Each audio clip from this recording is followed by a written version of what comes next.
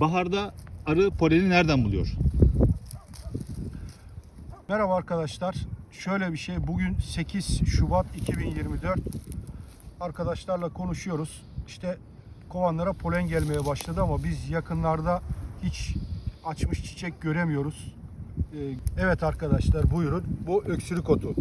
Yani eski çağlardan beri öksürük giderici olarak bu bitki kullanılmış. Bizim kızların da bu ilk polen bitkisidir. Genelde şurada içinde şeyleri de görebilirsiniz, tomurcuklarını. Bunlar daha devam edecektir. Bir 15, en az bir 20 gün daha bunlar açık kalacak. Diğer bitkiler, ağaçlar açana kadar. Bu bizim ilk polen kaynağımız arkadaşlar. İşte polenler buradan geliyor. Çevrenizdeki arılık çevresindeki alanları böyle dikkatle bakarsanız bunu görebilirsiniz.